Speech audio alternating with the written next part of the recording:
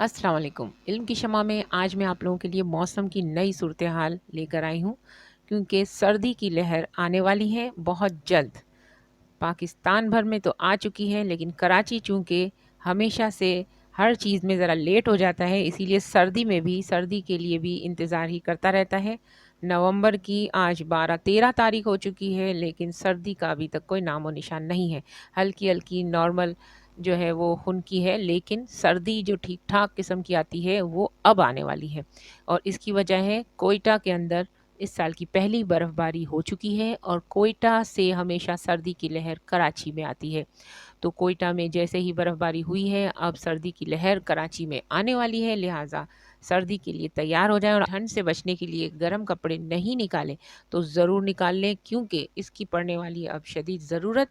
और लिहाफ और कंबल निकाल लीजिए। और अगर आपको सर्दियों में अच्छे अच्छे खाने खाने का इस वीडियो के एंड स्क्रीन पर मेरे बनाए हुए ठंड में ख़ास तौर पर खुसूसी खाने जो बनाए जाते हैं उसकी वीडियोस मैंने एंड स्क्रीन पे लगाई हुई हैं, और ख़ास तौर पे मेहमान घरों में बहुत ज़्यादा ये खाने खाए जाते हैं, जिनमें ढोकरे और हरा लहसुन शामिल है।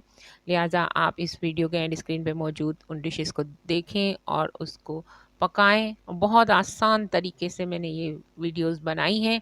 अगर आप लोग मेहमान नहीं हैं तो भी आप इसको बनाना सीख सकते हैं, क्योंकि ये खाने हैं ही इतने आसान बनाने में और बहुत लजीज खाने में। लिहाजा इस वीडियो के एंड स्क्रीन पे उन खानों को देखिए और फिर ट्राई करके मुझे ज़रूर बताइए।